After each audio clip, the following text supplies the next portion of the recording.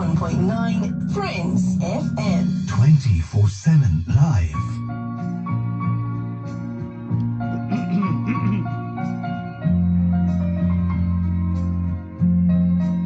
Well, exactly 9:23 and 51 seconds. You're hooked on to the only truly live station of the nation, 91.9 Friends FM.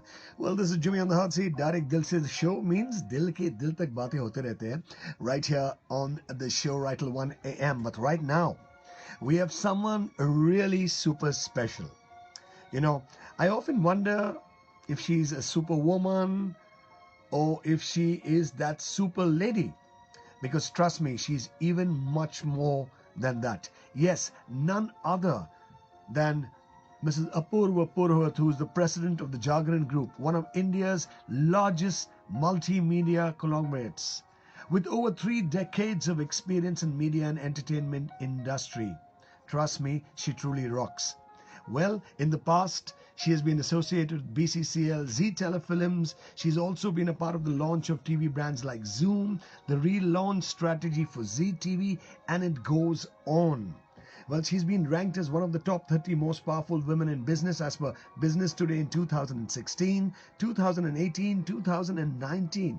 She was also featured in the Fortune's India's Most Powerful Women in Business list 2018, 2019 and 2020.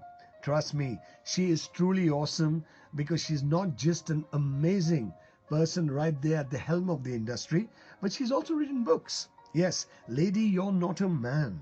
Lady, you're the boss, and trust me, I would like right now to welcome that amazing lady, the super boss, the superwoman, Mrs. Apurva Purohit. A warm welcome to you, ma'am, on 91.9 Friends FM. Thank you, Jimmy. It's such a pleasure to be here. It's such a pleasure to have you with us because, whenever we engage and interact as a radio station with you, we get all the josh, all the positivity, and all the energy from your side. And trust me, I think in this particular stage, it's very, very important. Everybody needs all the positivity and the energy. But, congratulations on being in the industry for over 30 years. Is such an amazing feat. How is the feeling, ma'am? The feeling is obviously great and surprising too because I have a very low boredom threshold, Jimmy. Okay. And I myself am surprised that I've managed to stay in this industry for as long. But obviously there have been very exciting moments. It's gone through a complete transition and a complete change from what it was 30 years ago. And I've been part of that journey right from, one television channel in the country to now this digital evolution that we are seeing. So it's been a great journey. Amazing. You've seen it all. And I'm sure as we move forward, there's so much of new stuff going to be coming. So it's really wonderful. Congratulations from Team Friends FM, the City of Joy, and of course, everybody who's listening to you across the world on our Facebook live stream. But ma'am, I'd like to ask you a question. Last 6 months, all of us have gone through a phase, which I'm sure we'll never forget and we'll always remember. It's been a time for reimagining, reinventing and rebooting ourselves into the new normal. Now, how did you go about the days during the lockdown and how did you keep yourself occupied and go-getting as you are? It's obviously been a very difficult time for everyone, Jimmy, and I think there have been people who've lost livelihoods, who've lost dear and near ones, who've had health issues, who've had economic challenges, financial challenges, health challenges. So it's been a very, very difficult time for everybody. And I think grief or unhappiness or tragedy is not a zero-sum game. You can't say that there is a certain segment of society who's gone through a bad time and the other segment has been better off. I think at every level there have been problems, right from the junior most to the senior most level. As far as I'm concerned, I think one of my biggest challenges was that suddenly everything has closed and locked down. Despite that, being part of the media industry, being part of an industry which needs to share information out, share positivity out with our consumers, we had to ensure that we were keeping our radio stations, our publications on and live, providing information through this entire period. So keeping my team motivated, keeping the team safe in this difficult time was my first priority. And Wow. that's really what I concentrated on. Ma'am, you're not just a superwoman or a Wonder Woman. I would say you're an amazing person from the heart. Truly, and very few leaders, very few top honchos in industry, have such a warm feeling that you exuberate. It's amazing. Really, hats off to you. Um, well, 30 years plus, truly amazing. As I always say, I should be calling you Superwoman, Wonder Woman, all the adjective go-getting attitude. But you started off in a total man's domain. It was like, I think those days, yes, there were ladies on the scene, but not that many as it today. So, how was the beginning? Was it tough? Would you have to kind of push yourself up, and kind of get through that rigmarole of what the corporate world has to offer? Jimmy, I would say that the beginning was not so difficult because I was part of the media and entertainment industry, which has a fair amount of women at the start of Startups. or at the bottom level of the organization. So there were enough women in and around me, and we managed quite beautifully. Okay. The second thing is I've always been brought up. My parents brought me up never to think of myself as a woman, and Okay. therefore, both from a positive or a negative manner, think that a woman will be discriminated against. So once this thought was never in my mind, I didn't behave like that, and I didn't see anybody treating me in a biased manner. Wow. Wow. However, over the last 20, 30 years, when I observe what is happening around me, I do definitely see there is a lot of bias. And the more senior you get, then there are lesser and lesser women. We all know that at the CEO level, there's less than 2% women in Right, India. ma'am. And that's where you start really facing the challenges. That's where you start looking around, and when you don't see any other woman in the boardroom, when you don't see any other woman in a corporate networking event, and there are subconscious biases that exist where people just talk over you. There's Right. mansplaining happening. People interrupt you. I think I face more biases later on than I did So, in my earlier so, days. ma'am, just a question. You being the person you are, very very straightforward as well as so warm and close. How do you manage?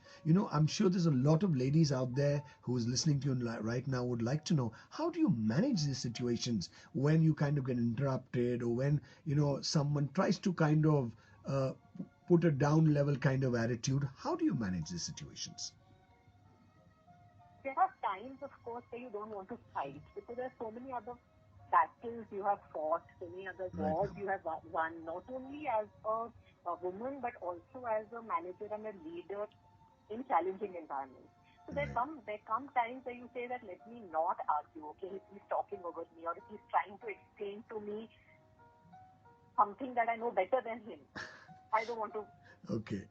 I don't want to fight it. But what I want to tell all the women is that even the small battles are worth fighting for. I've realized that you can't allow people to walk over you, talk over you. Absolutely. So Absolutely. nowadays, in a very straightforward manner, as you say, I just make sure that I tell people, listen, I was saying something, I think it was important, you interrupted me, let me finish. Wow. And, you know, you just have to stand your ground. No, but ma'am, I'll tell you, when I started off with radio initially, I still remember in my team we had about 80% young girls and women working, and trust me, I honestly I've seen it, and I've seen them working. I think it was amazing workforce, and when people think that yaar yaar lady hai to kitna kaise kar sakte hai, but I think hats off to everyone, especially the women out there who are not only corporate leaders, but they are housewives, they are mothers, they are doing multitasking right through. And trust me, even in the world of corporate, they're doing amazingly well and they work beautifully. That's my point of view, and I'm sure a lot of people will agree with me. I definitely agree with you, Jimmy. Well, ma'am, with that, you've had an amazing journey which is still going on and will go on for years. You will be rocking out there, doing so much and making a difference in the industry as you move forward. Any memories of the journey you will never forget? Something which always kind of comes in mind when you kind of move forward or when you kind of think back. Jimmy, of course, there are some very exciting and happy memories, especially of the businesses that have launched. When I look back, and all of them are doing so well. The television networks of Times of India, or Lodestar, which is a big media agency in the country today, or Radio City. All these are brands that I have launched and worked with, and therefore I feel very proud of how well they have done in their own journeys.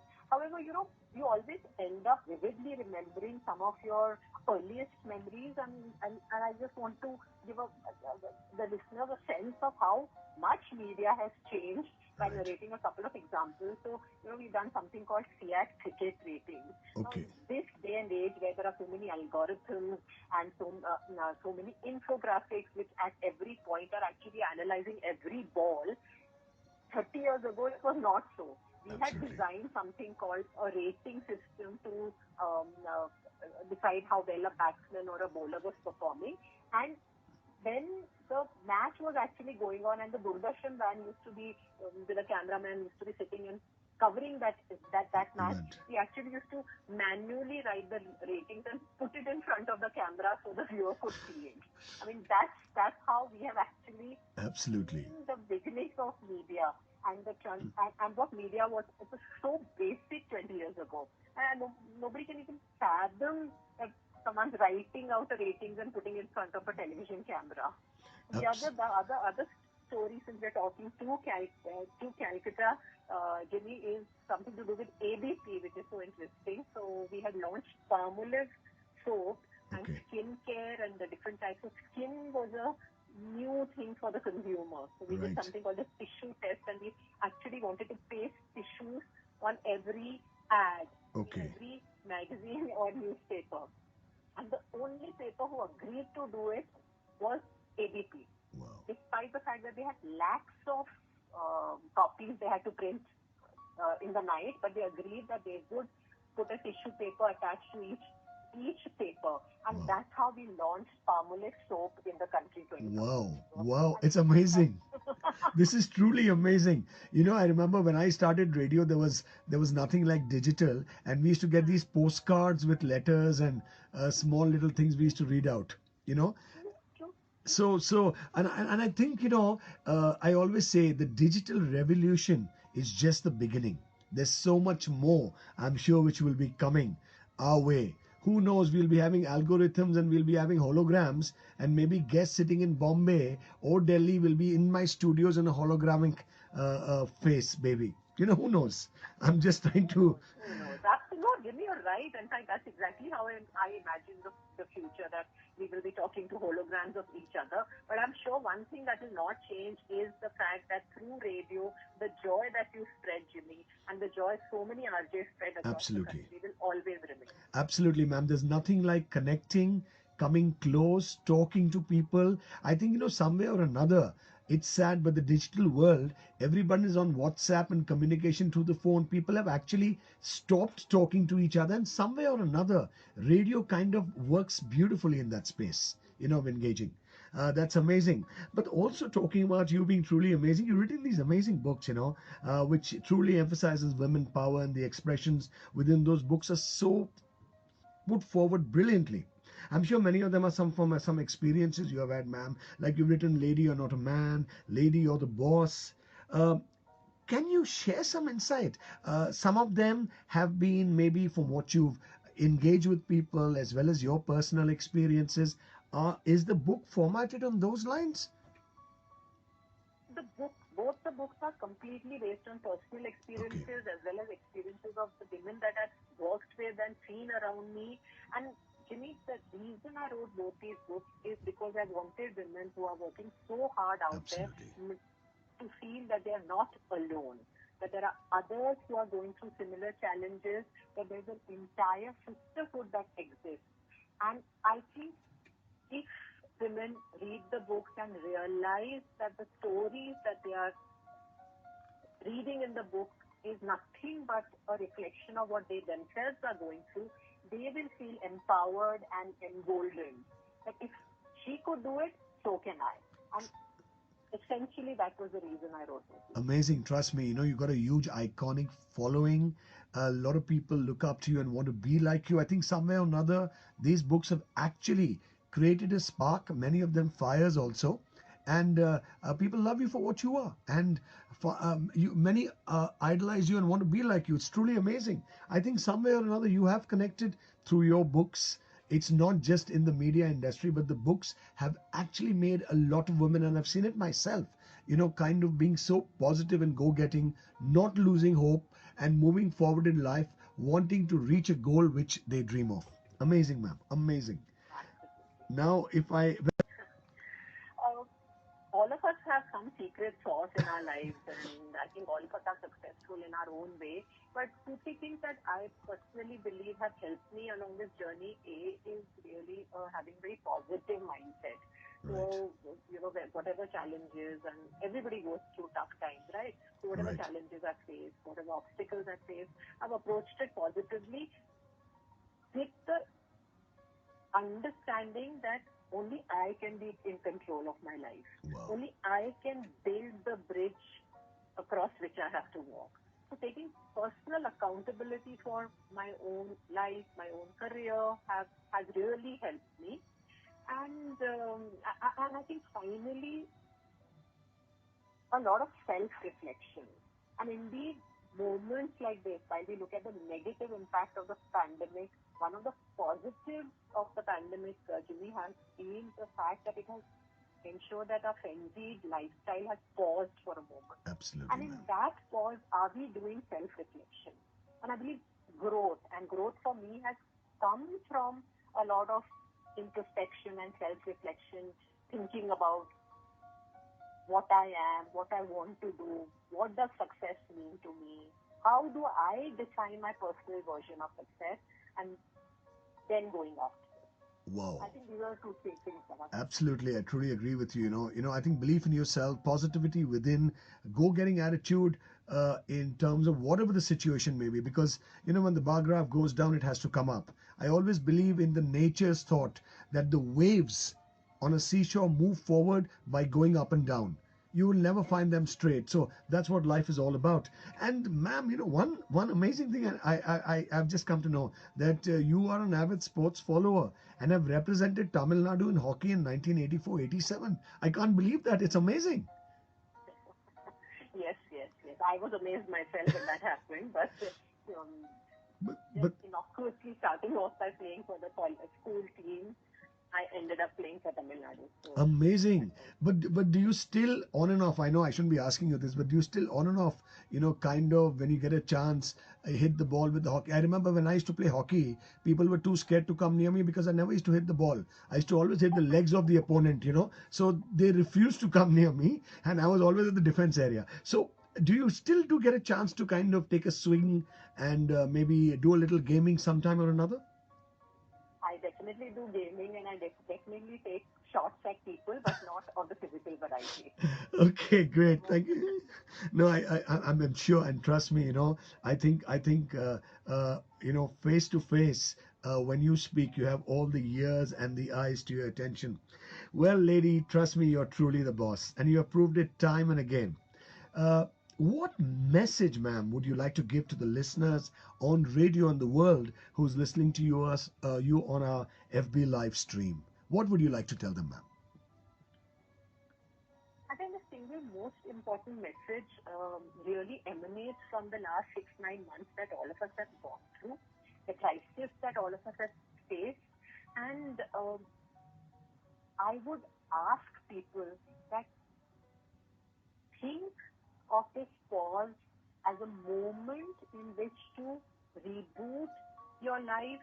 Think about what you truly want, not what are the expectations of people around you, but what you truly want, and create a purpose for your life, because that's the only way to be happy. Once you have a purpose in life, and the purpose has to be your personal purpose. It cannot be defined by your mother, your father, your husband, your boss.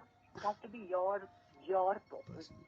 I think the second thing is that this crisis, in a sense, has united us. It has pointed out also the flaws that exist. in the inequality that exists in our society. And I think every human being has to ask herself this question: what can I do? Right, ma'am.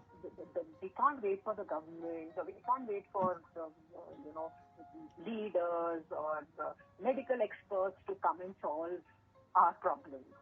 Just as we figured out through this pandemic that we have to take care of our own health, we are responsible and accountable for taking care of our health.